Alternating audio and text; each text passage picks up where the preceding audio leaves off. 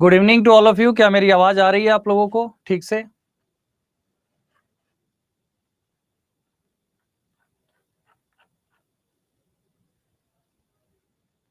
Timing किसका clash हुआ है बताइए? टाइमिंग किसी का क्लैश हुआ है क्या? एक बार संविधान बता देते। संविधान बहुत बड़ा है।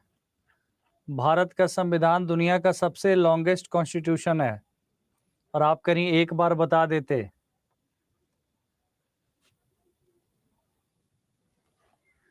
वीडियो नहीं आ रहा है? वीडियो आ रहा है बिल्कुल।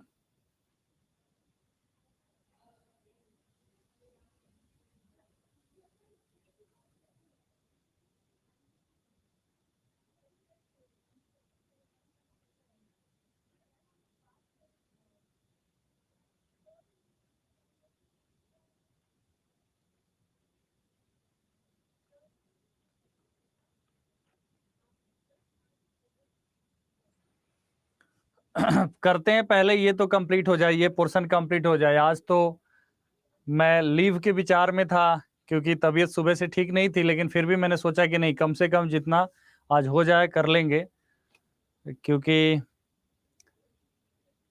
समय ज़्यादा नहीं है।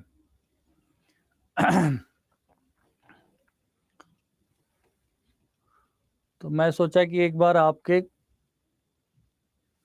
हाँ, क्या आवाज़ आ रही है? क्लियर है?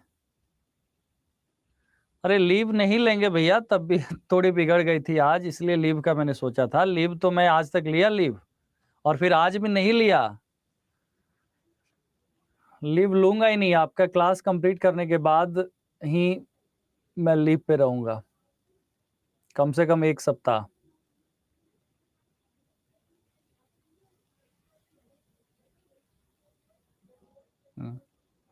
तो चलिए शुरू करते हैं, ठीक है? कोशिश हमारी रहेगी 1 घंटा करेंगे, हो सकता है 1 घंटा या सवा घंटा करेंगे, और जो आपका समय रहेगा उसको हम कंपनसेट करेंगे, आपका नुकसान नहीं होने देंगे इसी वीक में, ठीक है? इसी वीक में कंपनसेट कर देंगे। हाँ, एक बात और मैं बता देता हूँ, जो 40 मार्क्स का आपको परेशानी हो रही है ना, 40 मार्क्स को लेकर के आप पढ़ तो रहे हैं ना, सारे क्लासेस किए होंगे, तो देखिए विश्वास रखना पड़ता है। जो सब्जेक्ट होता है, जो पहले से जो नहीं पढ़ा होता है ना, उसको लगता है कि ये फालतू है, इतना क्यों पढ़ना है, बट उतना तो पढ़ना पड़ेगा ना।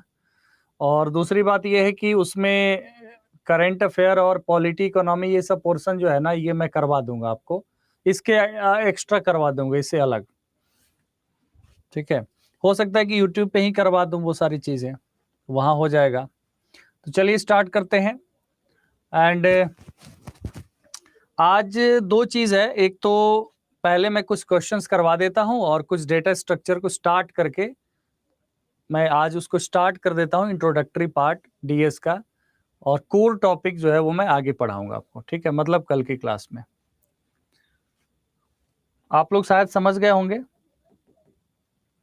चलिए इस क्वेश्चन का आंसर करिए, क्या होगा आंसर। कोई दिक्कत नहीं है, आप लोग आराम से पढ़िए इसको। ठीक है, मतलब एक चीज होता है ना, किसी चीज को खींचने के बजाय हम 1 घंटा ही कर लेंगे, अच्छे से कर लेंगे, और टाइम आपका जो है कंपनसेट करेंगे हम, मतलब उतना हम आपको कराएंगे अलग से। क्योंकि जिस दिन एनर्जी होती है उस दिन तो आदमी 3 घंटा भी कर सकता है। करंट के लिए हमने बोला था तो बिल्कुल हम अपने बातों पे अडिग हैं, लेकिन पहले ये जो पार्ट है ना ये हो जाए। 4 दिन में हो जाएगा, 4-5 दिन में हो जाएगा, उसके बाद केवल और केवल प्रैक्टिस ही तो बचेगा।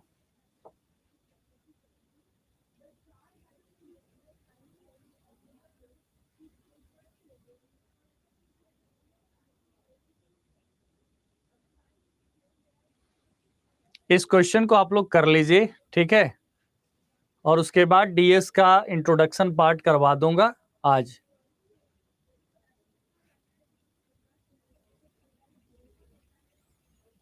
मैराथन भी लाइए भैया, मैराथन मैराथन वगैरह लेने की अभी हालत में नहीं हूं मैं, मैराथन पहले ठीक हो जाने दीजिए उसके बाद।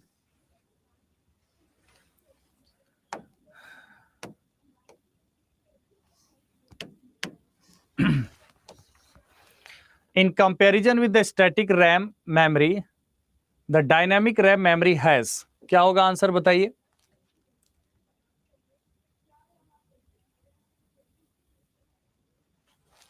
यहां पर देखिए, lower bit density and higher power consumption, higher bit density and higher power consumption, lower bit density and lower power consumption, higher bit density and lower power consumption, क्या होगा आंसर। वीडियो आ रही है, कृपया रिज्वाइन करिए जिसको video नहीं आ रही है। इन comparison with static RAM memory the dynamic RAM memory has.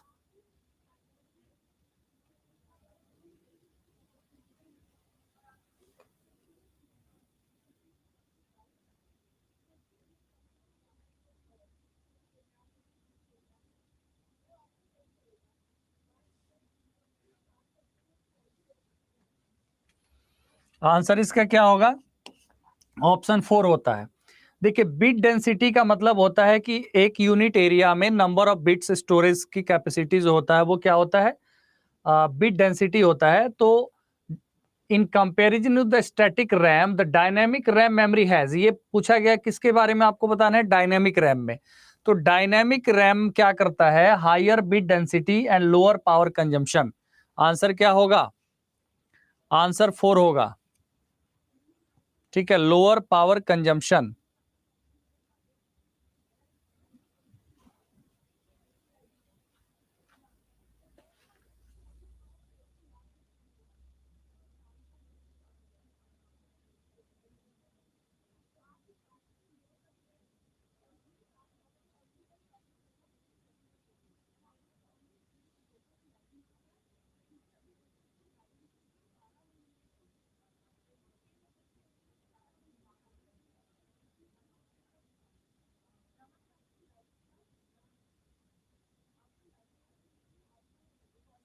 एक सेकेंड रुकिए, तो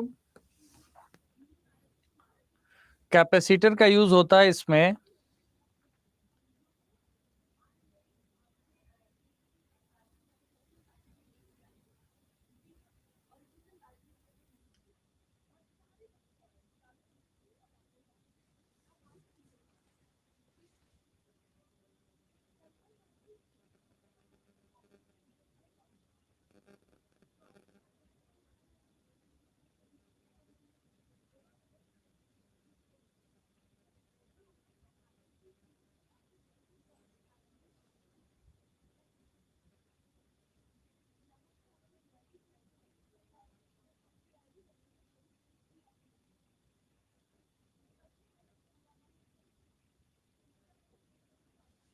एक सेकंड रुकिए, इसमें कुछ कंफ्यूजन है।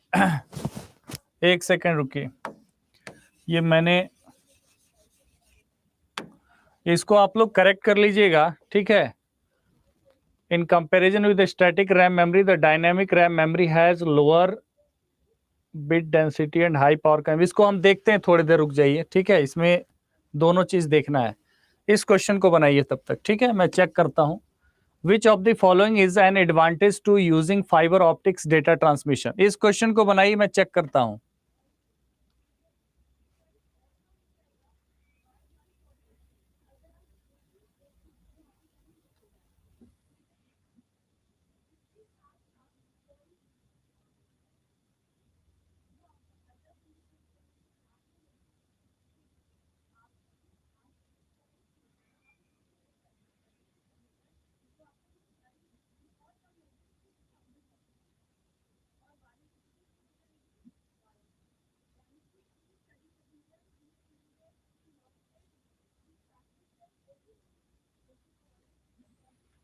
आंसर क्या होगा? All of the above. Resistance to data theft, fast data transmission rate, low noise level, all of this. Next है, consider the following statement comparing with RAM with dynamic RAM. Static RAM with dynamic RAM, static RAM with dynamic RAM. In static RAM, typical cell requires more number of transistors than the dynamic RAM. Power consumption per bit of static RAM is less than that of the dynamic RAM.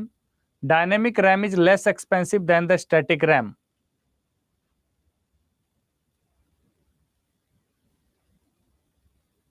Which of the following above statements are correct?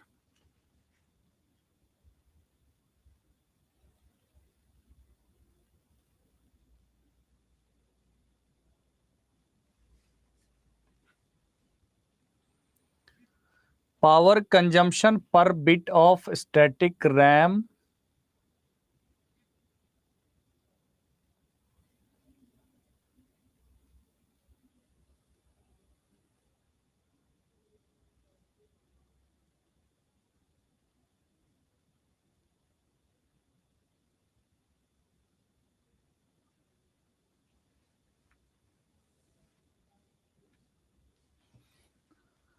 एक चीज समझिए, यहां पे पहले questions पे आइए।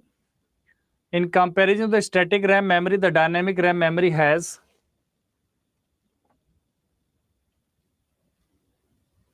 Higher bit density and lower power consumption. ये answer बिल्कुल सही था, ऑप्शन 4। ऐसा क्यों? क्योंकि यहां पर पूछा गया है बिट के कॉन्टेक्स्ट में, ठीक है। यहां पर आंसर आपसे क्या पूछा गया है? Higher bit density and power consumption, मतलब पर बिट पावर कंजम्पशन पूछा गया है। तो पर बिट के हिसाब से पावर कंजम्पशन जो होता है 4 होता है, ठीक है। और यहां पर आंसर होगा 1 एंड 3। क्या आंसर होगा? 1 एंड 3, ठीक है। 1 and 3 is right. In a static RAM, typical cell require more number of transistors than the dynamic RAM, and dynamic RAM is less expensive than the static RAM. 1 and 3 इसमें right है इस question में। Static RAM dynamic RAM से ज्यादा costlier होता है, ध्यान से सुनिएगा। Static RAM is costlier than the dynamic RAM, and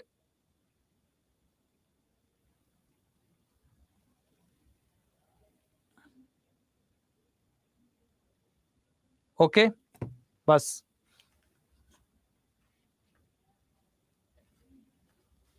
next question है, देखिए यहाँ पे इसके बारे में इंफॉर्मेशन है, थोड़ा सा देख लीजिए आप। Static RAM memories consist of circuit capable of retaining the stored information as long as the power is applied. It require the constant power. Static RAM require constant power, ठीक है।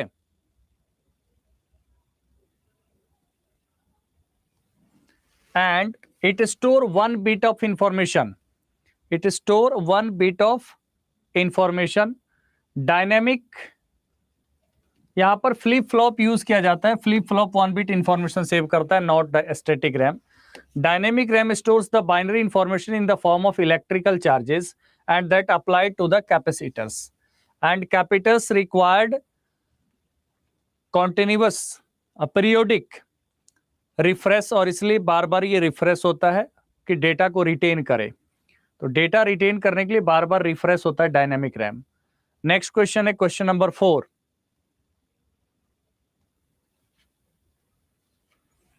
A chip having 150 gates will be classified as।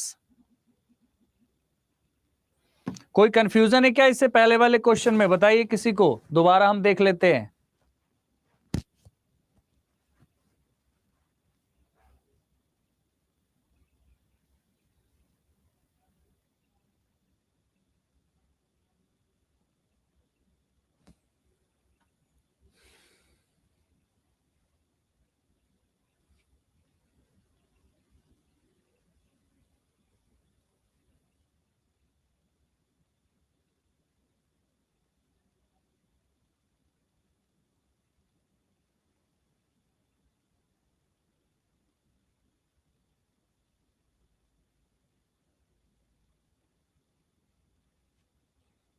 एक second रुक जाइए, मैं पहले question से दिखा देता हूं दोबारा से।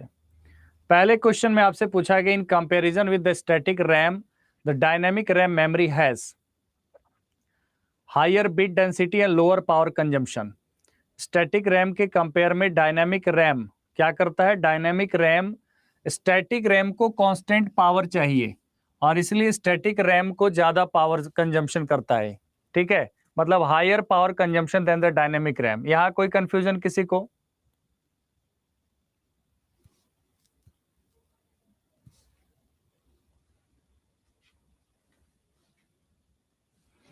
ओके, नेक्स्ट था, ये बिल्कुल ठीक है। इसमें था in static RAM typical cell require more number of transistor than the dynamic RAM. ठीक है, dynamic RAM is less expensive than the static RAM, ये बिल्कुल सही है। Dynamic RAM is less expensive than the static RAM.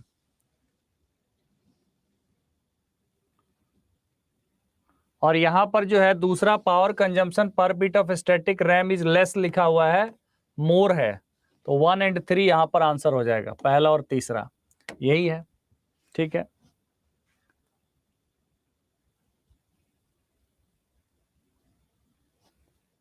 Next आ रहा है इसके ऊपर और भी question. A chip having 150 gates will be classified as.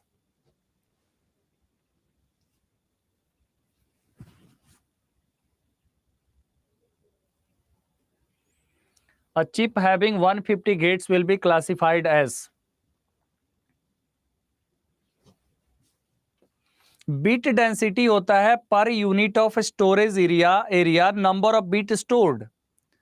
Number of bit stored at per unit of storage area को बिट डेंसिटी कहते हैं।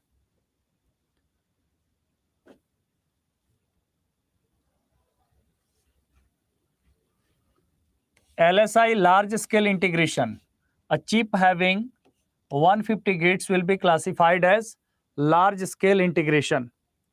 इसको याद रखिएगा आप लोग, अगर 1 to 12 लॉजिक गेट्स अगर यूज हो रहा है तो इसको कहा जाएगा SSI, small scale integration. 1 to 12 gates are used in the small scale integration, 13 to 99 used in medium scale integration MSI, 100 to 9,999 मतलब 9,999, 100 से लेके 9,999 गेट्स यूज होते हैं, लॉजिक गेट्स। किसमें? लार्ज स्केल इंटीग्रेशन हो गया, मतलब इससे इसके बीच में अगर यूज हुआ है तो LSI है। 10,000 से 1,00,000 से एक कम 99,999, तो ये जो है ये है very large scale integration VLSI। 10,000 से ज्यादा मतलब 1,00,000 से ज्यादा, मोर देन 1,00,000 अगर लॉजिक गेट्स यूज हो रहे हैं तो इस प्रकार के सर्किट को हम क्या कहेंगे? Ultra large scale integration. तो इसको याद रखिएगा आप लोग। ओके, STT 2023 में आप लोग तो पास है ना?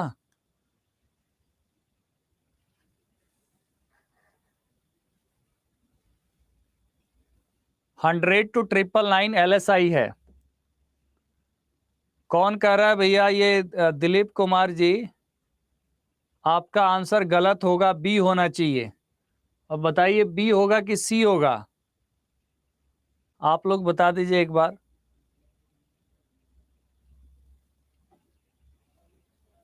मैंने 15 देख लिया था, तो देख के बोलिए ना। बोलना है इसका मतलब कुछ नहीं बोल दीजिएगा ना, ठीक है? पूरा आपको ग्राफ दिखा दिया गया, इतने में कंफ्यूज कर गए। Next, a resistor in the microprocessor, register in the microprocessor that keeps track of the answer or result of any arithmetic or logic operation is fill in the blanks। देखिए, जो लोग एस्टेट पास हैं उनको estate भरने की जरूरत तो नहीं है, क्योंकि जब आप एस्टेट क्वालिफाइड हैं तो आपको एस्टेट देने की क्या जरूरत है। आप लोग इस एग्जाम में अपीयर हो रहे हैं, इसमें आप नंबर ऑफ सीट्स के हिसाब से, एप्लीकेंट्स के हिसाब से देखें तो बहुत अच्छी चांस है, मतलब गुड चांस कह सकते हैं। बहुत ही बिरले ऐसे हो सकता है कि किसी और भी कारण से हो सकता है, जरूरी नहीं कि रीजन एक ही हो। तो उस वजह से अगर नहीं हो रहा है तब भी अभी तो ऐसा सोचना ही नहीं है, अभी ऐसी बातें बिल्कुल नहीं सोचनी। हाँ, जो लोग बीटेक, एमसीए, एमटेक, एमएससी करके बैठे हुए हैं तो उनके लिए अप्लाई करने दीजिए, क्योंकि सीट जो बचेगा, मान लीजिए कि 500 सीट बचेगा तो उन 500 पे भर्ती होगी। नहीं बचेगा नहीं होगी, लेकिन कुछ सीट तो रिक्त रह ही जाएगा, सीट कम नहीं है। मेरे हिसाब से 1000, 1500, 2000 सीट तो बच भी सकता है। A register in the microprocessor that keep track of the answer or result of any arithmetic or logic operation is the fill in the blanks। Stack pointer, instruction pointer, program counter, accumulator, none of these। Answer क्या होगा? Accumulator होगा। Accumulator को क्या कहा जाता है? Processors register, processors register. And accumulator basically क्या होता? एक्यूमुलेटर बेसिकली जो है एएलयू यूज करता है। कौन यूज करता है? Arithmetic logic unit, ALU accumulator का यूज करता है। ठीक है, ओके। अभी आप लोग केवल और केवल अपनी तैयारी पे फोकस करिए। एसटीटी आया हुआ है वो वैसे अभ्यर्थी के लिए है जो लोग इस एग्जाम में पार्टिसिपेट नहीं कर रहे हैं बीपीएससी के, वहां दिमाग ही नहीं लगाइए, बिल्कुल ही नहीं। एग्जाम देने के बाद कुछ भी सोचना हो तो सोचते रहिए। यहाँ पे देखिए एक्यूमुलेटर क्या करता है? एक्यूमुलेट मतलब ये होता है स्टोर करना। एएलयू इसका यूज करता है अर्थमेटिक लॉजिक ऑपरेशन के लिए, और यहाँ पर रिजल्ट इसी में स्टोर होता है। नेक्स्ट है, in which mode can we provide data to all the flip flop simultaneously?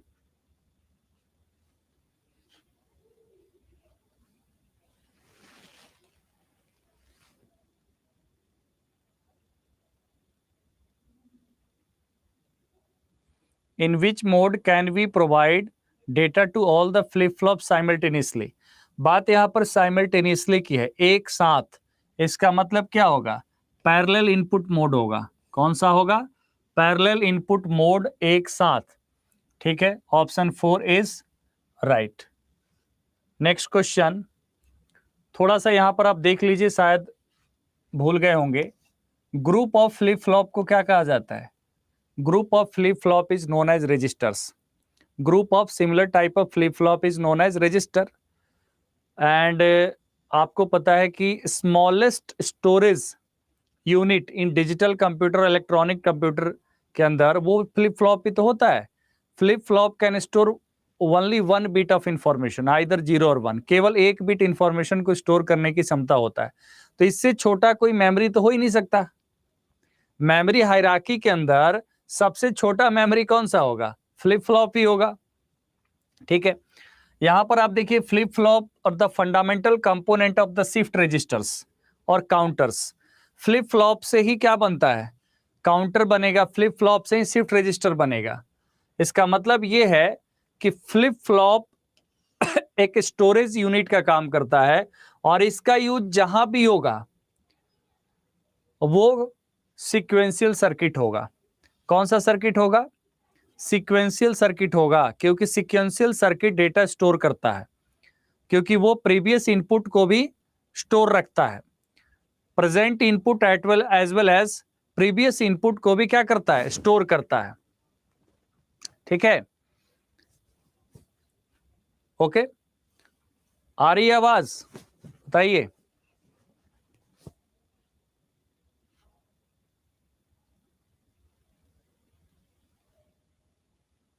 STT का मार्क्स कंसीडर हो करता है मेरिट बनाने में? ऐसा बिल्कुल नहीं है। ठीक है, अब यहां देखिए, there are 4 type of shift register, serial in, SISO, SIPO, PISO, PIPO. ठीक है, serial in, serial out, serial in, serial out, serial in, parallel out, parallel in, serial out, parallel in, parallel out. ठीक है, इसको याद रखेंगे आप लोग, इसको याद रखेंगे। स्मार्ट बोर्ड का सॉफ्टवेयर ईश्वर पासवान जी, नोट यूज होता है अब, नोट, नोट 3, नोट 5। यहां देखिए, विच of the following is a function of a shift register?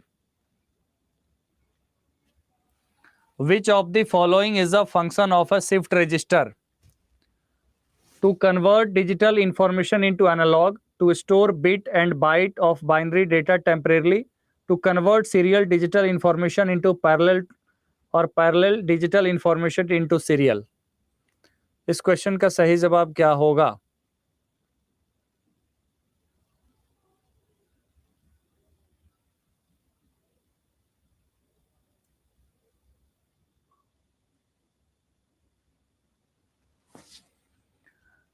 To convert serial digital information into parallel और parallel digital information into serial।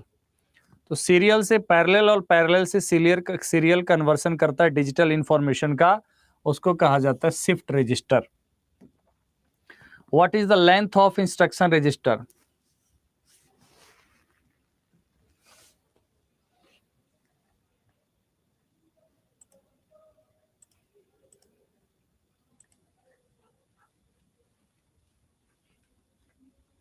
What is the length of instruction register?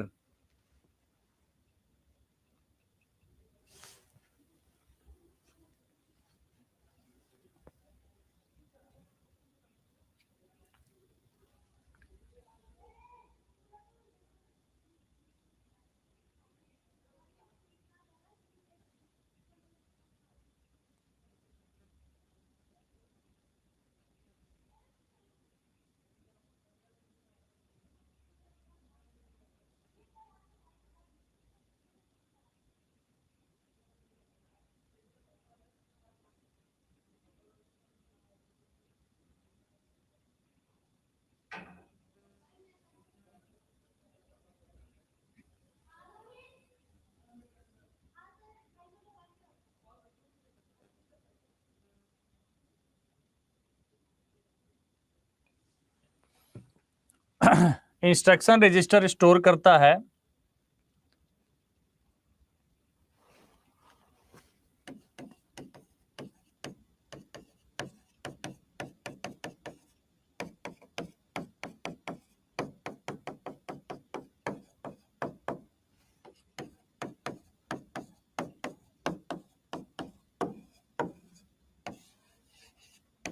हर जगह net पे गलत दिया हुआ है।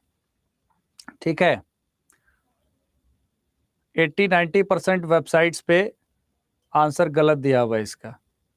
ठीक है, 16 12 16 16 12 16 8 8 याद रखिए। DRAR AC IR PC TR input output, input output 8 bit store करता है, और इसका जो फॉर्मेट होता है आपको पता है 0 to 15। इसका एड्रेस स्पेस होता है 0 to 15। ठीक है,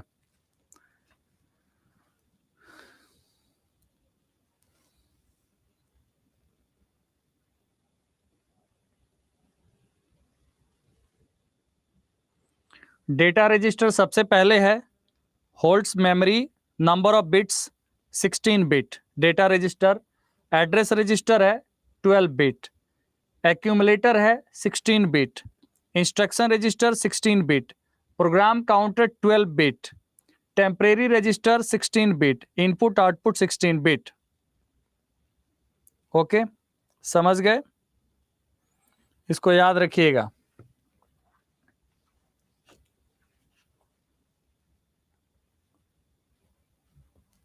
नेक्स्ट क्वेश्चन पे चलें। देखिए, इसी को MDR भी लिखते हैं ना, memory data register, memory address register. इसको याद रखिएगा। Data register holds memory operand, address register holds address of the memory, processor register है, एक्यूमुलेटर को प्रोसेसर रजिस्टर कहा जाता है जिसे ALU यूज करता है।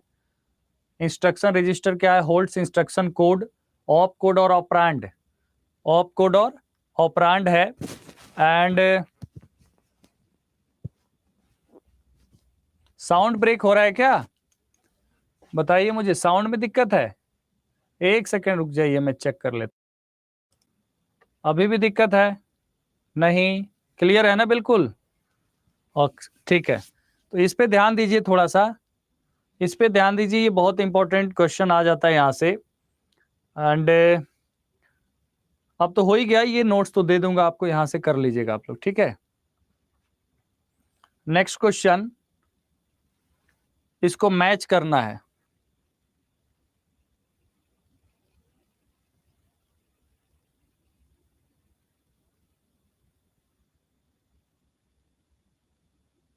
अच्छा, इंपॉर्टेंट लिख दूं? इंपॉर्टेंट लिख दिया, लीजिए।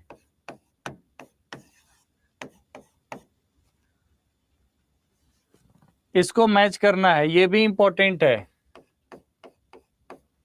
अलग अलग से भी तोड़ के पूछा जा सकता है। डेटा मॉडल क्या है, मेटा डेटा क्या है, स्कीमा क्या है, इंस्टांस क्या है।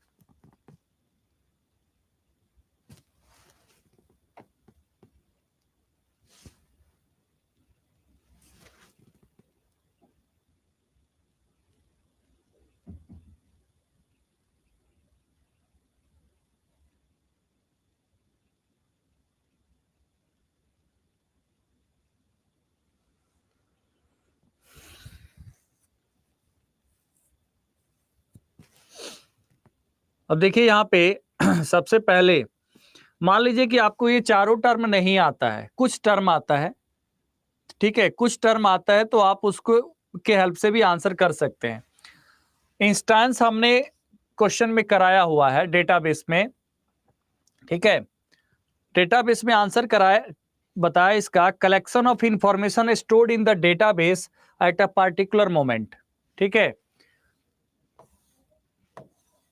Collection of information stored in the database at a particular moment is called instance.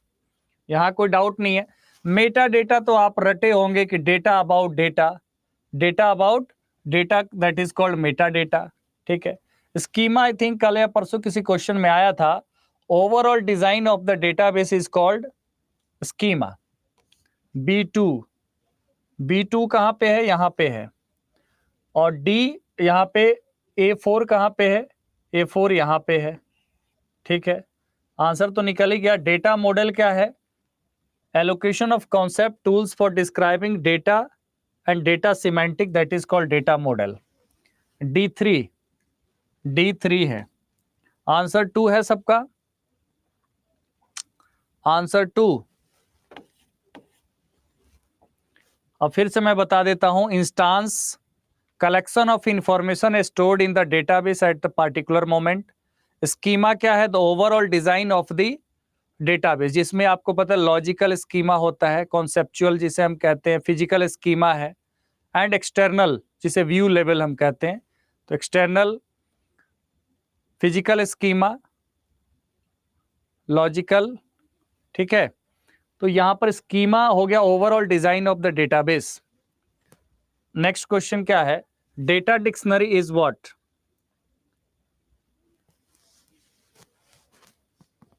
Data dictionary is what?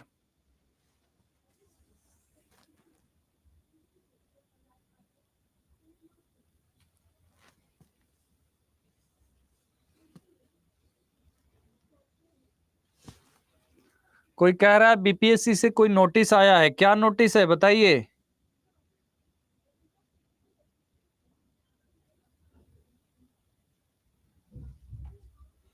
क्या नोटिस आया है?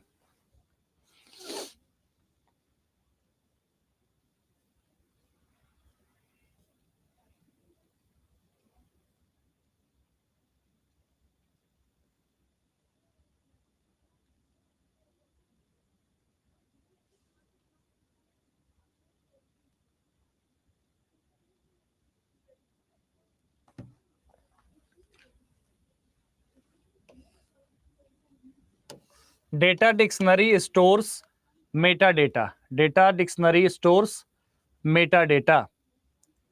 Next, data dictionary stores metadata about the structure of the database, in particular the schema of the database. data dictionary में database का क्या रहता है? schema. database का structure मतलब information about the table and all is stored in data dictionary. The data dictionary contains records about other objects in the database such as data ownership, data relationships and other objects, other data. अगर 75% student qualify नहीं करेगा तो cut off कम करके उठाएगा, ऐसा notice है क्या? मैं देखा ही नहीं हूं. अच्छा, हाँ कुछ आया हुआ तो है.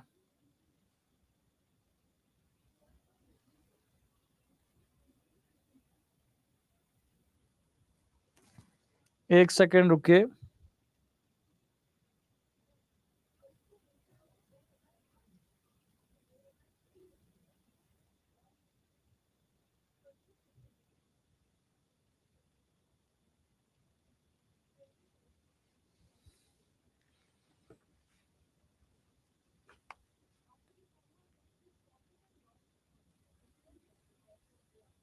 जितने में शेयर करूंगा आप लोग डाउनलोड कर लीजिएगा. नेक्स्ट नेक्स्ट क्वेश्चन पे आइए. कोई बात नहीं, देख लेंगे, उसमें ऐसा कुछ नहीं है. आप लोग पढ़ाई करते रहिए, सब कुछ आपके फेवर में ही जाएगा. अंतिम अंतिम तक जो होता है ना, जब सीट्स वगैरह हैं और आप पढ़ रहे हैं तो सब कुछ फेवर में ही चला जाता है धीरे धीरे. What is a blockchain? Blockchain क्या है?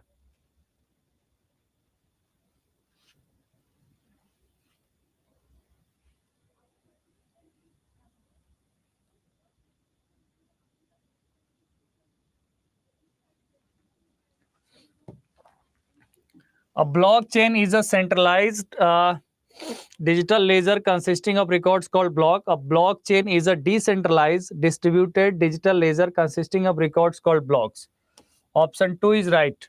एक्चुअली ब्लॉकचेन क्या है? ब्लॉकचेन एक टेक्नोलॉजी है और टेक्नोलॉजी के साथ साथ आप ये समझ सकते हैं कि जो डेटाबेस है, डेटाबेस का ही एक बहुत एडवांस कॉन्सेप्ट है.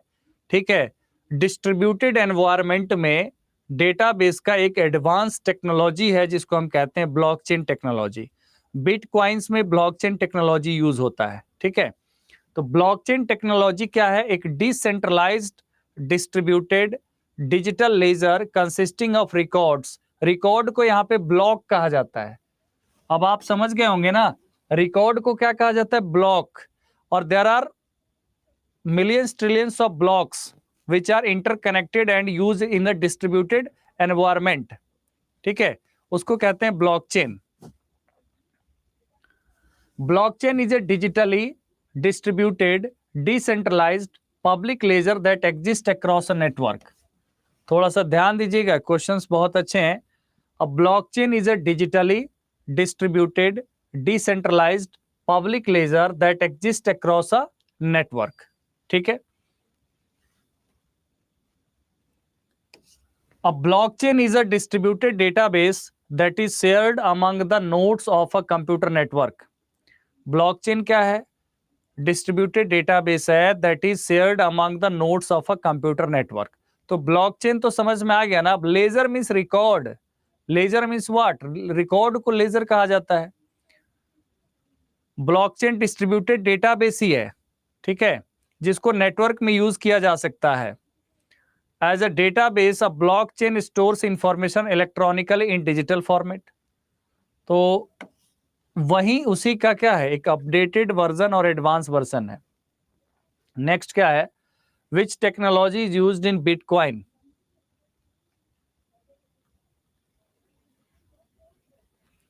Which technology is used in Bitcoin?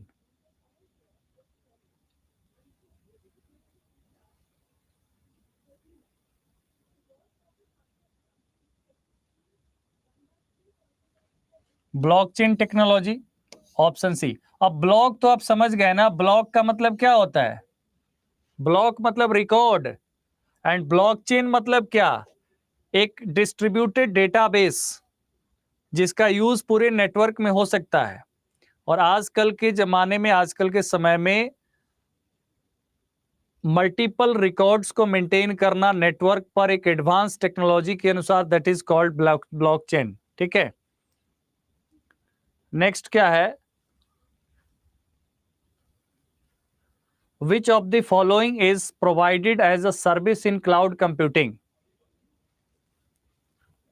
Which of the following is provided as a service in cloud computing?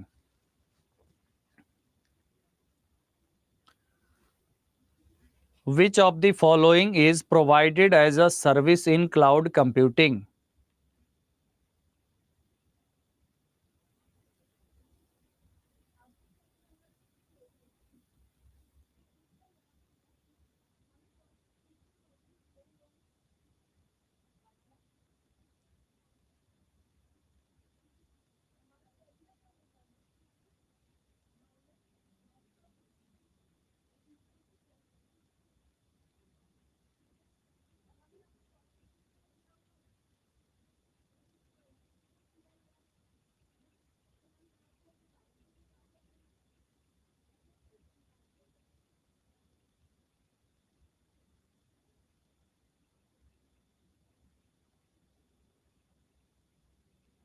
देखिए, इसमें केवल एक जो है उसका जो यूज नहीं किया जाता है, बाकी तो सब क्लाउड कंप्यूटिंग के टाइप्स ही हैं। ठीक है, Which of the following is provided as a service in cloud computing? यहां ध्यान दीजिए, प्रोवाइडेड एज है तो यहाँ पे नन ऑफ दी एबव भी है, more than one of the above भी तो है। ऑप्शन 5, बीपीएससी ऐसा भी तो करता है ऑप्शंस के साथ छेड़छाड़। क्वेश्चन रॉन्ग है। देखिए, ऐसे ऐसे बहादुर लोग हैं। एक ये वाला प्रोवाइड नहीं करता, नॉट प्रोवाइडेड बाय लिखता है तो आर्किटेक्चर एज ए सर्विस नहीं करता। Infrastructure as service IaaS, software as a service SaaS, platform as a service PaaS। ये तो है क्लाउड कंप्यूटिंग के टाइप्स। ओके, ठीक है, क्लियर है ऑप्शन 5। नेक्स्ट क्या है? Which of the statement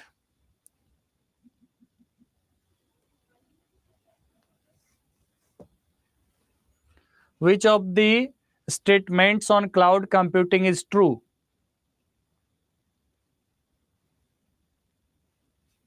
It is a type of internet based computing that provides shared computer processing resources and data to computers and other devices on demand.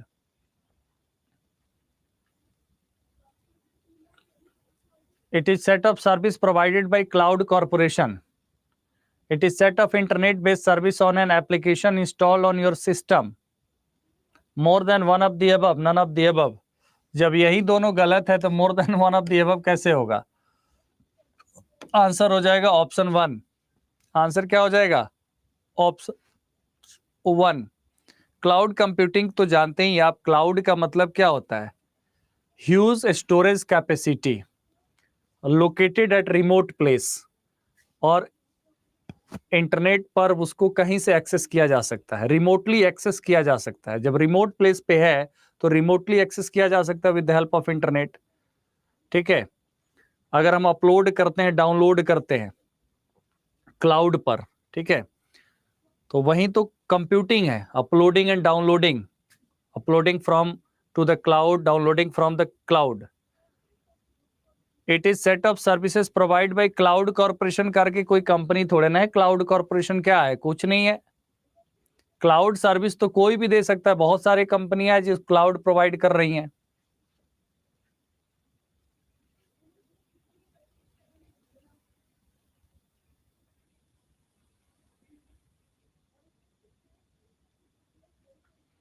केवल option 1 right है, ठीक है। Next question का जवाब दीजिए।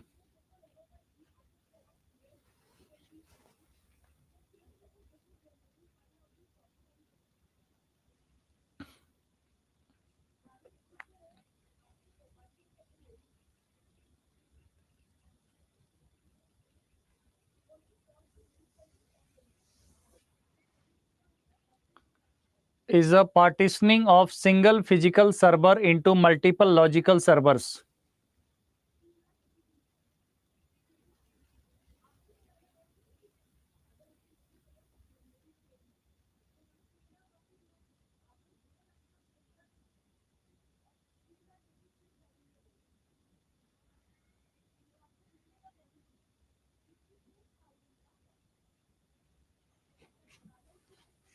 Virtualisation, option A, इसे क्या कहा जाता है? वर्चुअलाइजेशन कहा जाता है।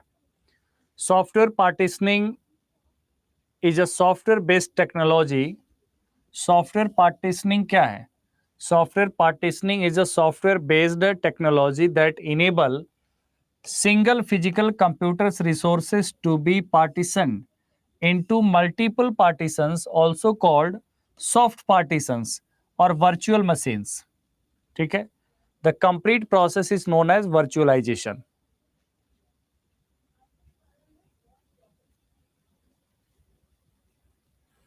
नेक्स्ट, इस टाइप का क्वेश्चन देगा, मैं ये पढ़ा के भेज रहा हूं ना, ये टाइप का क्वेश्चन देगा, देगा तो यही क्वेश्चन देगा ना, और कहां से लाएगा?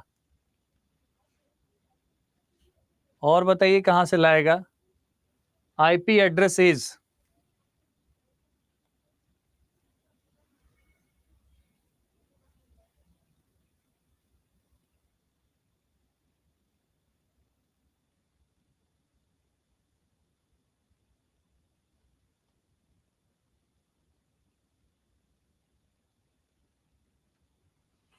IP address is same for all servers, बिल्कुल गलत।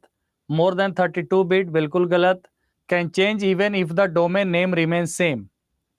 IP address can change even if domain name remain same. So option C is right.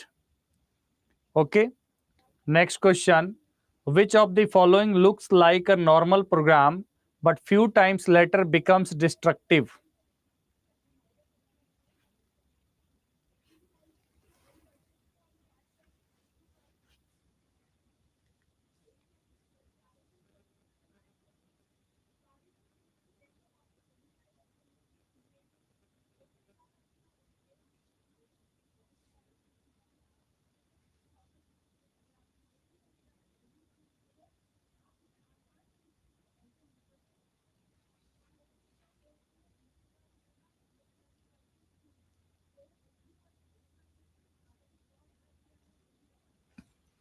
Trojan क्या होगा आंसर? Trojan horses. ये जो स्टील्थ वायरस क्या होता है? स्टील्थ वायरस होता है कि एक ऐसा वायरस जो अलग अलग मैकेनिज्म अपनाता है कि उसको एंटीवायरस डिटेक्ट ना कर पाए। ठीक है, एंटीवायरस उसको डिटेक्ट ना कर पाए, तो स्टील्थ वायरस होता है computer virus which uses various mechanism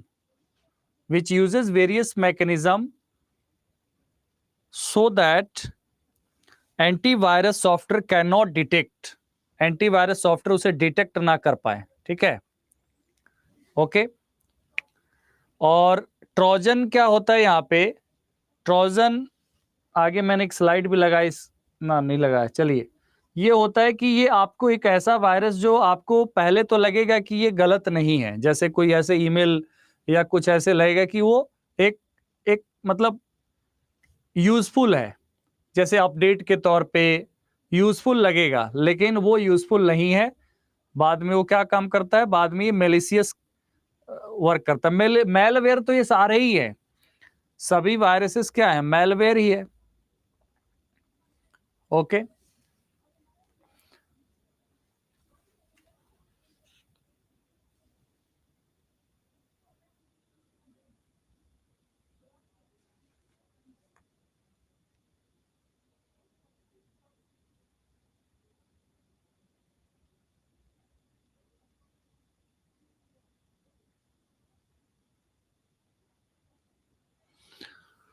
ठीक है,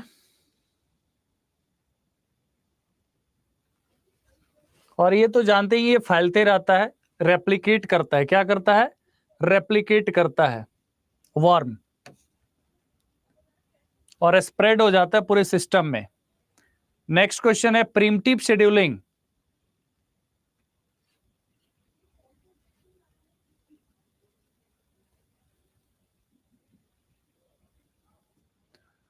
Primitive scheduling, a primitive SJF, shortest job first algorithm, will preempt the currently executing process. Primitive SJF scheduling is sometimes called shortest remaining type first scheduling.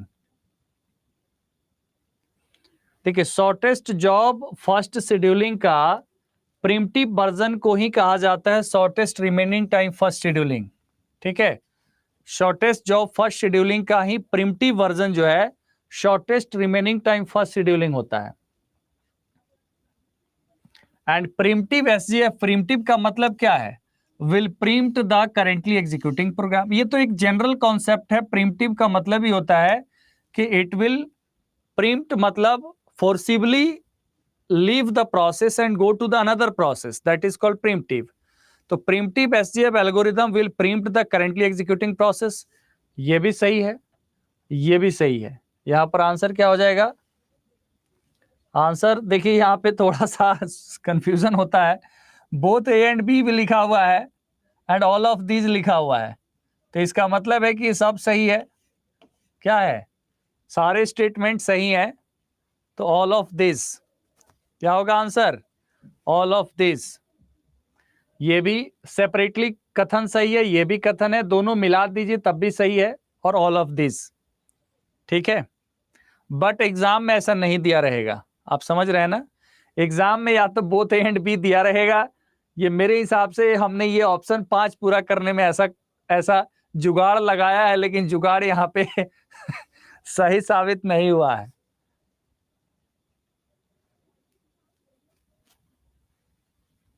Okay, दही खा के जाना पड़ेगा दही के साथ गुड़ भी खाना पड़ेगा। नेक्स्ट क्वेश्चन है various kinds of email threads, mails email threads containing racist sexual content are example of।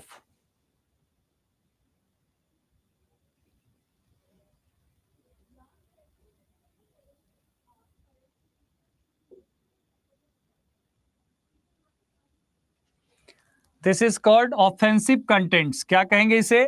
Offensive content कहेंगे। नेक्स्ट है TCP IP protocol stack is.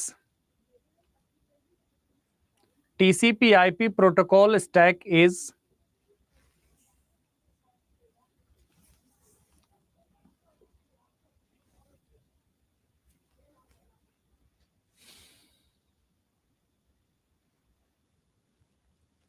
a family of protocols that connect to the PC। मतलब टीसीपी/आईपी में आपको जो protocols use होते हैं, family of protocols, उसको टीसीपी/आईपी protocol stack कहा जाता है। Next, each packet contains the full source and destination address. This statement indicates which of the following. Each packet contains the full source and destination address. This statement indicates which of the following: virtual circuit, datagram, data link, FDDI, none of these। FDDI का full form आप लोग जल्दी से मुझे बताइए chat box में।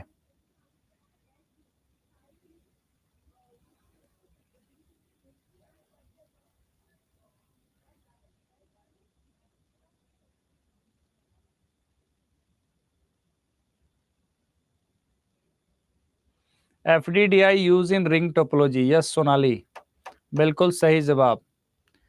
Fibre distributed data interface, FDM होता है Deepu, frequency division multiplexing.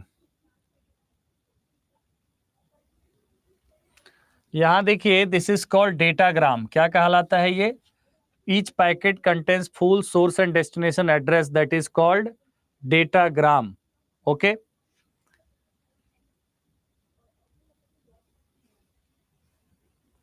Next क्या है? In public static void main, static means what? In public static void main, static means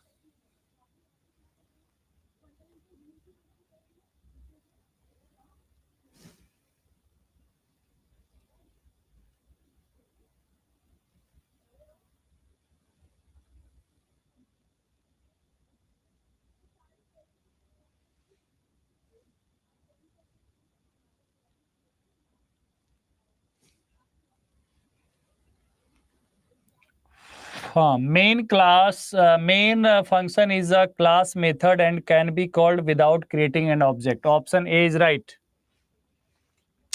Option A is right. Okay. Main function will be called without creating an object. That's why we use static. Next question है, which feature may be violated if we don't use classes in a program?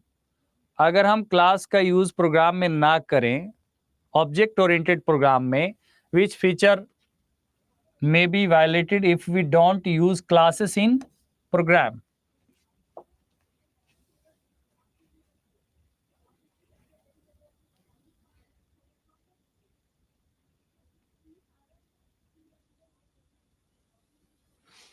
अगर हम class ही ना use करें programme में, तो inheritance कैसे implement होगा? Object कैसे क्रिएट होगा? इनकैप्सुलेशन कहां पे होगा? जब क्लास और मेंबर फंक्शंस और ऑब्जेक्ट होंगे ही नहीं, इनकैप्सुलेशन कैसे होगा? It means basically all the features of OOPS get violated. Basically all the feature of OOP get violated. Option D is right. Next, fill in the blanks is used as an intermediate to extend the processor bus. Which of the following is used as an intermediate to extend the processor bus?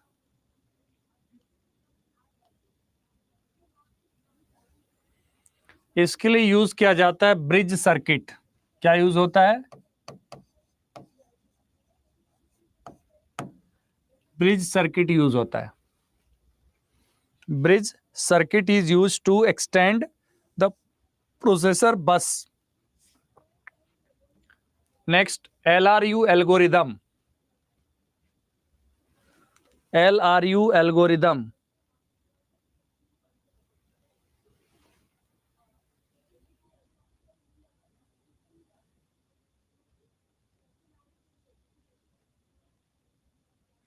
LRU algorithm.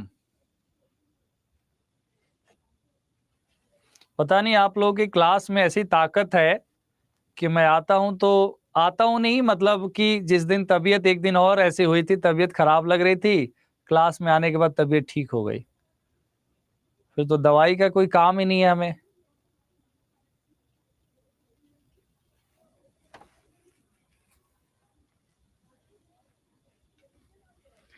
यहां देखिए LRU क्या है? List recently used है. List recently used. Class में आने से पहले मैं सोचा कि क्यूब में बैठ के आराम से लैपटॉप से ही आज करवा दूंगा. एंड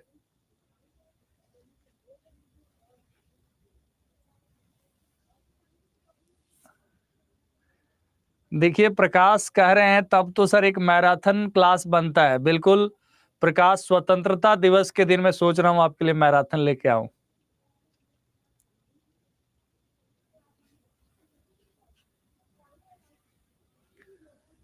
यहां पर क्या होगा? Pages out pages that have been not been used, गलत है. Used recently. Pages out pages that have been least used recently. Option C क्या है? Option C is right. Okay, एक छोटा सा एक ब्रेक लेते हैं और उसके बाद फिर कंटिन्यू करेंगे. डेटा स्ट्रक्चर आज जो है मुझे बहुत ज़्यादा कराना था, बट ये क्वेश्चंस भी बहुत अच्छे हैं। हमने सुबह भी कराए थे क्वेश्चंस, जो मॉक सीरीज था उसमें, ठीक है। तो प्रैक्टिस आप लोगों के लिए भी मैंने सोचा कर लीजिए, ठीक है। एंड बहुत अच्छे क्वेश्चंस थे। अगर मान लीजिए एक दो क्वेश्चंस भी आ जाते हैं तो ये मेहनत जो है सार्थक हो जाएगा, ठीक है। और डेटा स्ट्रक्चर हम स्टार्ट कर देते हैं। टाइप्स वगैरह थोड़ा सा आप लोग उसको पढ़ लीजिएगा, और आप लोग भी थोड़ा सा पढ़ के आइएगा कल की क्लास में। तो कल हम लोग उसके जो भी है फंक्शंस को पढ़ेंगे।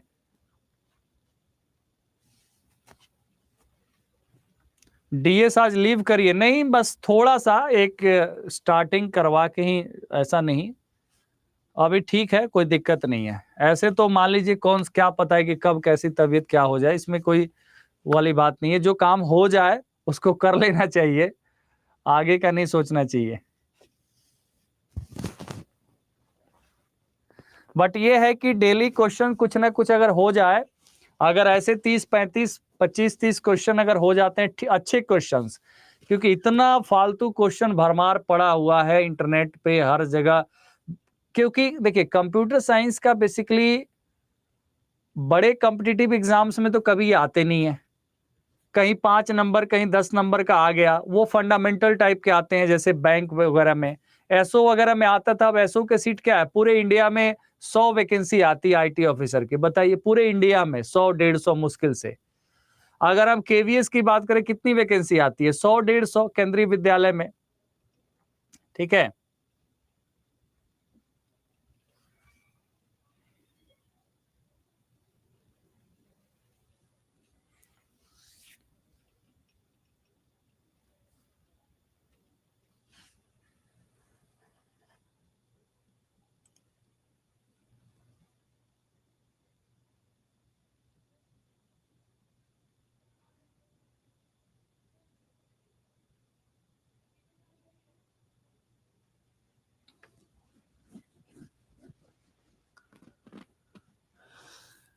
बस रुकिए, 5 मिनट के बाद करते हैं आगे के पोर्शन को।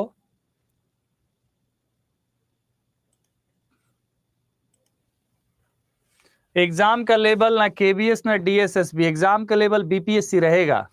बीपीएससी अपने आप में सक्षम प्राधिकार है, अपने आप में, कहते हैं ना भारत एक संप्रभु देश है, वैसे ही बीपीएससी अपने आप में अपने डिसीजन लेने के लिए बहुत कैपेबल है। बीपीएससी एग्जाम आज से तो ले नहीं रहा, आपको पता ही है। इसलिए चिंता मत करिए, बीपीएससी का एक अपना फॉर्मेट, अपना लेवल तैयार हो जाएगा इस बार से।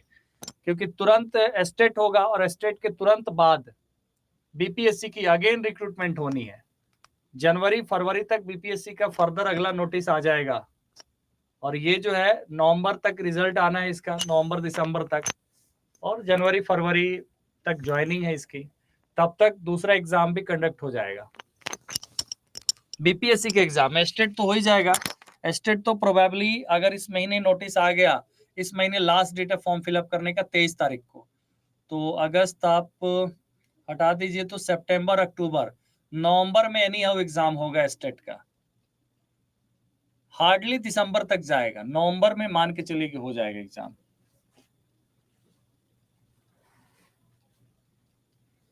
बस मिलते हैं 5 मिनट में, आप लोग भी रेस्ट कर लीजिए।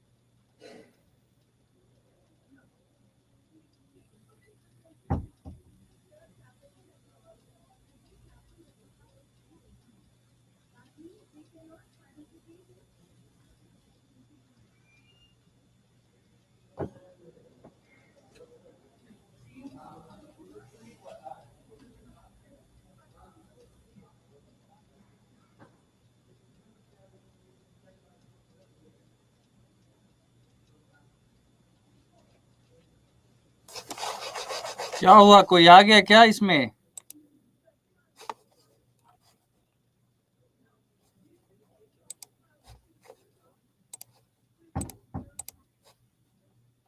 एक सेकंड।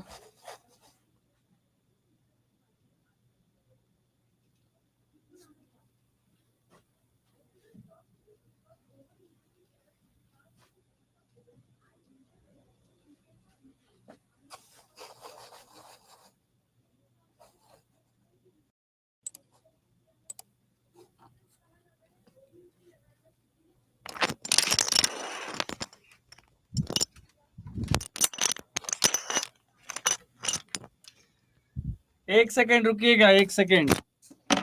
कौन आके घुस गया हमारे क्लास में?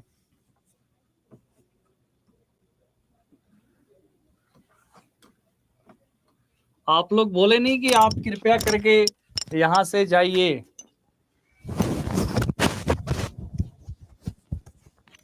चलिए कोई बात नहीं,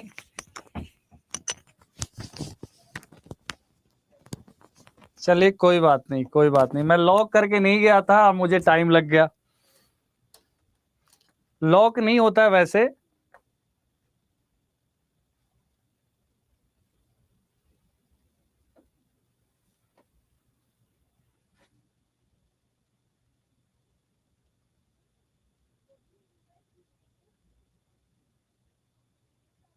अच्छा, चार्ट ऑफ था, कैसे बोलते? चलिए कोई बात नहीं, कोई दिक्कत नहीं है। तो हम लोग ये तो कर लिए। अब मैंने कहा था कि स्टार्ट कर देता हूं, तो चलिए डेटा स्ट्रक्चर को स्टार्ट कर दिया जाए। सबसे पहले डेटा स्ट्रक्चर एक इम्पॉर्टेंट ब्रांच है आपके कंप्यूटर साइंस का। सर सामने भी नहीं है, अच्छा अच्छा मैं समझ गया, वो रिमोट कंट्रोल होता है वहीं से कनेक्ट हो गया होगा।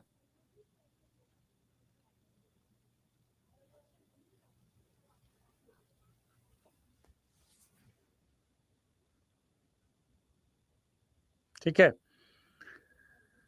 देखिए सबसे आसान जो चैप्टर है वो डीएससी होता है। मुश्किल देखने में लगता है क्योंकि कई कितने दिन हो जाते हैं ना, अगर कोई एक्सप्रेशन सोल्व किए हुए, कोई मैथमेटिकल फॉर्मूला को सोल्व किए हुए, तो इसलिए वो मुश्किल लगता है, हालांकि मुश्किल नहीं होता है। वीडियो नहीं आ रही है क्या? आप बताइएगा, वीडियो आ रही है?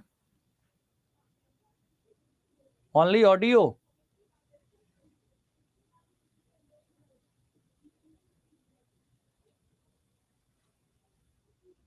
तो चलिए ये तो कथा कहानी आप पढ़ते रहिएगा। ऑल अबाउट की ऑर्गेनाइज्ड फॉर्म में डेटा को क्या करना, way of storing and organizing data is known as data structure. क्योंकि किसी चीज को हम स्टार्ट करते हैं तो उसका बेसिक लाइंस पढ़ना बहुत जरूरी होता है क्वेश्चंस एमसीक्यू करने के हिसाब से। अदरवाइज इसकी कोई नीड नहीं है। आपको ही पता है डेटा को ऑर्गेनाइज करने का देयर आर डिफरेंट वे। क्यों ऑर्गेनाइज करते हैं? क्योंकि अगर हमें ह्यूज अमाउंट ऑफ डेटा में कुछ सर्च करना है तो सर्चिंग आसान हो, अगर हमें डेटा इंसर्ट करना हो तो inserting at a particular position आसान हो, डेटा का सॉर्टिंग इजी हो। तो डेटा को जब तक हम किसी पार्टिकुलर फॉर्मेट में अरेंज नहीं करके रखेंगे, ठीक है, अलग अलग डेटा को, तो आप उसको उसका सर्चिंग, उसका शॉर्टिंग, ये सब ऑपरेशंस बहुत मुश्किल हो जाएगा। ठीक है, तो आप देखेंगे डेटा स्ट्रक्चर में दो, there are two types of data, primitive data structure, non primitive data structure. Primitive and non primitive दिख रहा है कि नहीं दिख रहा है बताइए? दिखना तो चाहिए, ना दिखे तब भी यहां देखिए डेटा स्ट्रक्चर लिखा हुआ है। ठीक है, डेटा स्ट्रक्चर लिखा हुआ है and this is primitive data structure and this is non primitive data structure. Okay, primitive data structure are integer, float, character and Boolean.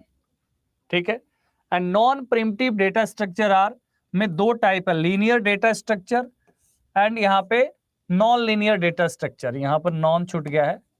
Non linear data structure, linear and non linear. Linear में static dynamic है, array है। Dynamic में क्या है? Link list, stack, Q. Basically हमें पूरा data structure में सबसे इंपॉर्टेंट यही पढ़ना है। एरे तो हम प्रोग्राम्स में भी नॉर्मली पढ़ लेते हैं। ठीक है, link list, stack, queue. Okay, and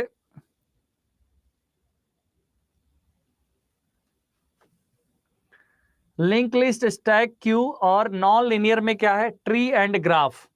tree and graph are example of non linear. पहले यहां ध्यान दीजिए, उसके बाद सॉर्टिंग, सर्चिंग सब जाइएगा। Tree and graph are non linear data structure, मतलब which cannot be directly manipulated. ठीक है, उसे हम कहते हैं नॉन प्रिमिटिव। डायरेक्टली मैनिपुलेटेड वो है प्रिमिटिव। ठीक है, तो इंटीजर, फ्लोट, कैरेक्टर, बुलियन, तो these are the normal simple जो डेटा टाइप है, that is called primitive data structure. Non primitive में लीनियर, नॉन लीनियर। लीनियर में स्टैटिक, डायनेमिक।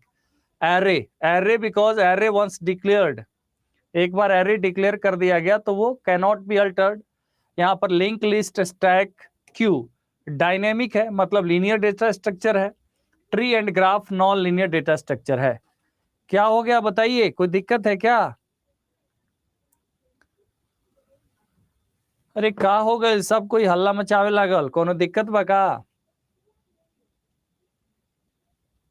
बिहार में बारिश हुआ इसका मतलब क्या यहां भी आप बरसात करिएगा?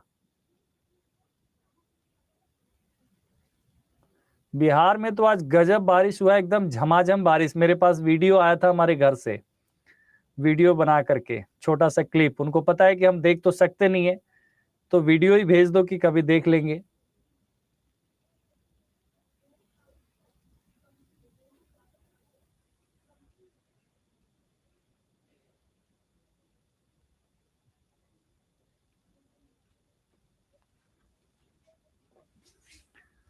ओके, तो आगे हम चलेंगे।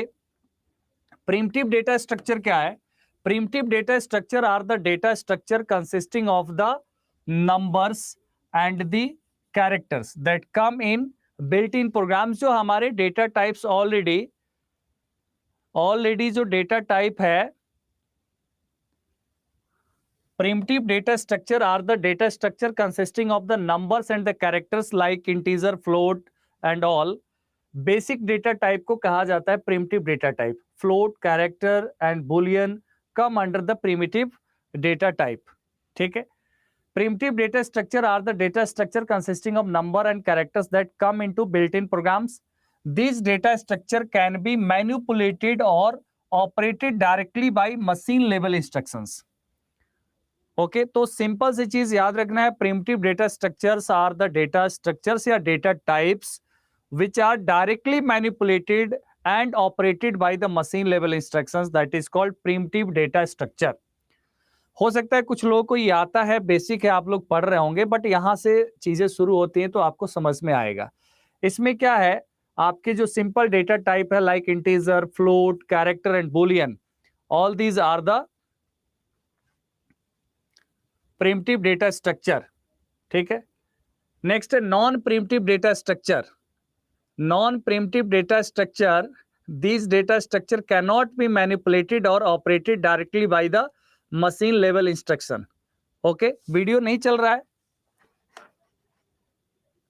Double string everything is there. Poonam यहां पर क्या है कि आपको पता है कि अकॉर्डिंग टू द यूजेज यहां पर फ्लोट बिकम्स, फ्लोट ही क्या है, डबल है। And character is also, character means क्या है, स्ट्रिंग।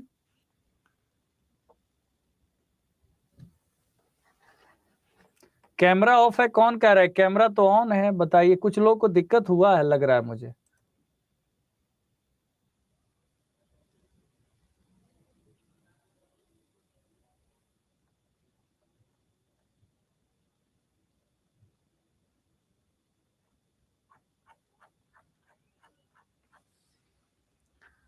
ओके, तो non primitive data structure, these data structure cannot be manipulated or operated directly by the machine level instructions. The focus of these data structures in the forming a set of data elements, either homogeneous or heterogeneous. Homogeneous मतलब same type of data and heterogeneous मतलब different type of data. Based on the structure and arrangement, we can divide these data structure into subcategories. तो यहां पर you have to understand that non-primitive means which cannot be directly manipulated or operated by the machine level instructions. इसमें linear and non-linear, non-primitive का ही category होता है linear and non-linear. linear मतलब जो sequential हो गया, ठीक है, linear data structure and non-linear data structure. यहां पर आप देखेंगे स्टैटिक डेटा स्ट्रक्चर और डायनेमिक, ये आपके लीनियर के टाइप्स हैं। ठीक है। तो स्टैटिक डेटा स्ट्रक्चर क्या है? Data structure having a fixed size are known as static data structure. जिसका फिक्स साइज है that is called linear data static data structure. The memory for the data structure is allocated at the compile time and their size can not be changed by user after being compiled. ठीक है, compilation के बाद उसको change नहीं किया जा सकता है।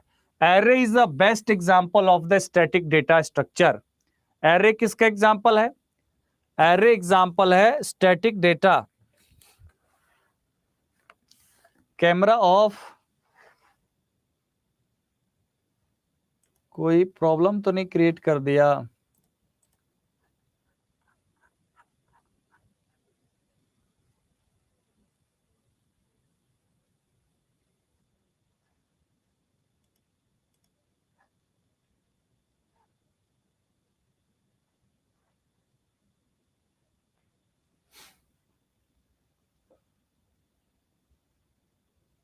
चलिए कोई बात नहीं, बस 5-7 मिनट और करेंगे और आपको पीडीएफ देके आज बंद करेंगे। ठीक है। यहां पर हमने बताया स्टैटिक डेटा स्ट्रक्चर है जिसका साइज फिक्स्ड होता है एट कंपाइल टाइम, मतलब dynamically that can not B, size can not be changed. ठीक है, जैसे एरे का साइज है। तो array is the best example of static data structure as they have fixed size. लेकिन यहां पर data can be modified later, size जो है पहले डिक्लेयर होता है बट डेटा को मॉडिफाई किया जा सकता है, ठीक है, ओके।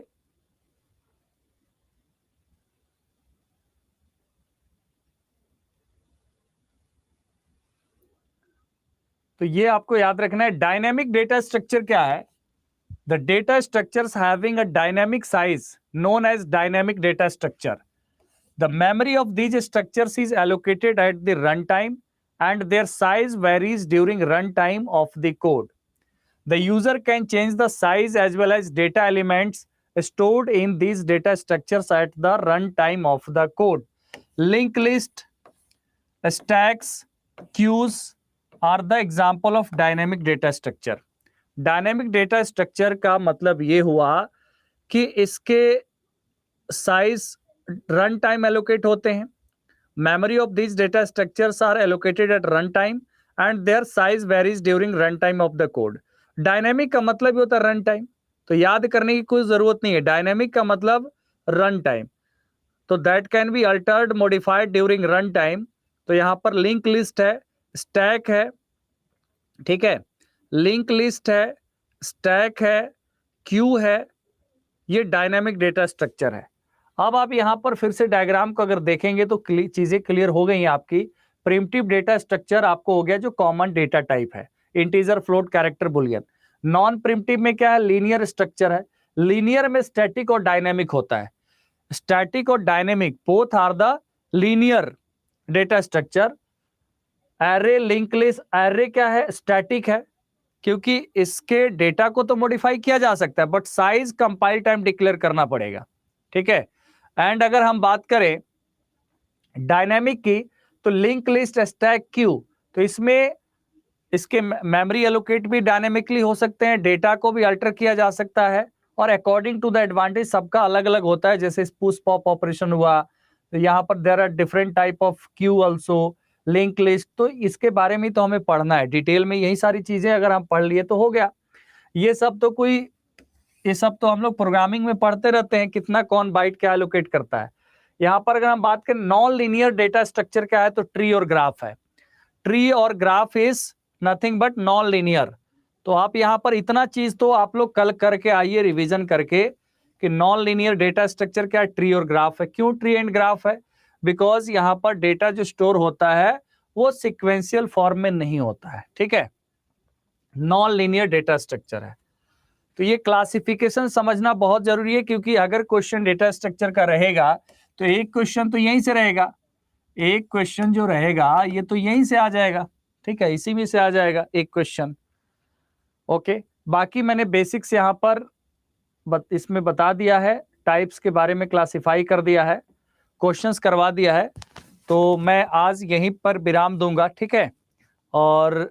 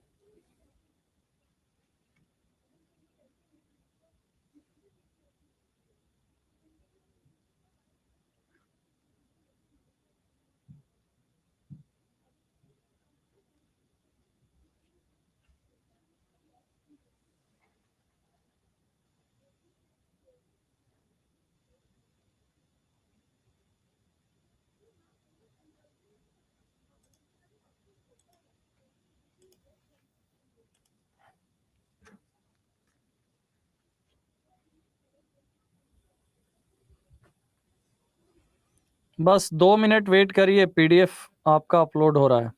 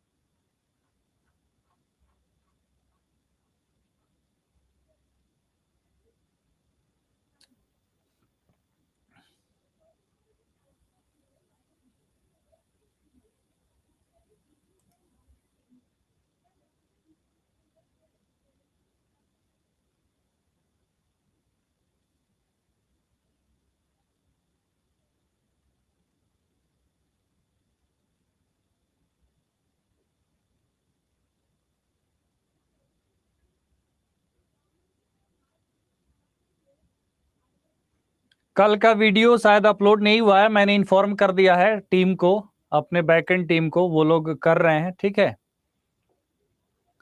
पीडीएफ डाउनलोड हो गया तो मुझे बताइए एक बार। ओके, तो चलिए मिलते हैं फिर कल। Okay, bye bye, take care. PDF चला गया है, पीडीएफ चला गया।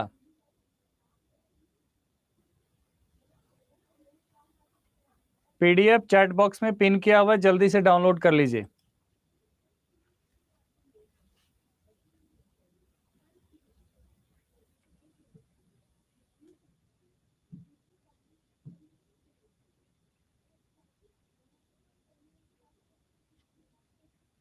हाँ, कोई कल का पीडीएफ भी मांग रहा था, कल का पीडीएफ 40।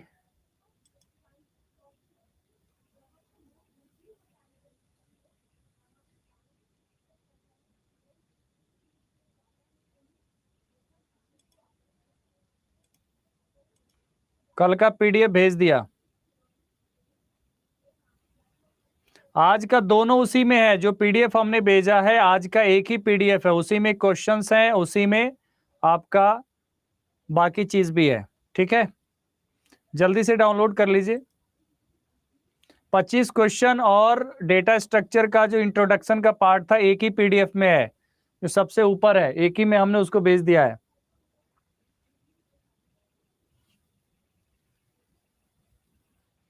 बीपीएससी का नोटिस हमने ही अभी नहीं देखा ना कि क्या आया हुआ है क्या नहीं आया हुआ है। बस जो क्वेश्चन कराया उसका आज प्रैक्टिस एक बार और कर लीजिएगा, और जो मैंने बताया डेटा स्ट्रक्चर का स्टार्टिंग का पार्ट पढ़ लीजिएगा, और कल वहां से आगे बढ़ेंगे, ठीक है। और क्वेश्चंस भी करेंगे, ठीक है।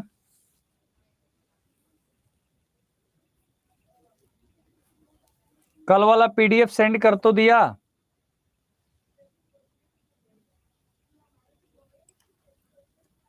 कल वाला पीडीएफ तो सेंड कर दिया। कल वाला पीडीएफ कौन सा था? यही तो था, 8 अगस्त का। कल वाला सेंड कर दिया, ये रहा। कल कुछ क्वेश्चंस भी कराया था, क्वेश्चंस का भी कर देता हूं, मल्टीमीडिया कंप्यूटर ग्राफिक्स का, वो ये रहा, ठीक है। कल के एमसीक्यूज को भी भेज दिया, ये रहा। कल और आज दोनों का चला गया, ओके।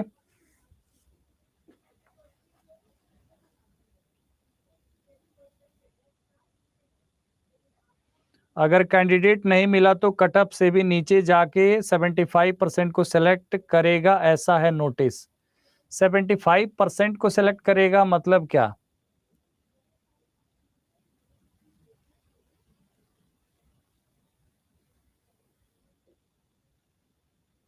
आज का पीडीएफ चैट बॉक्स में सबसे ऊपर पिन किया हुआ है, उस पर क्लिक करिए, डाउनलोड हो जाएगा।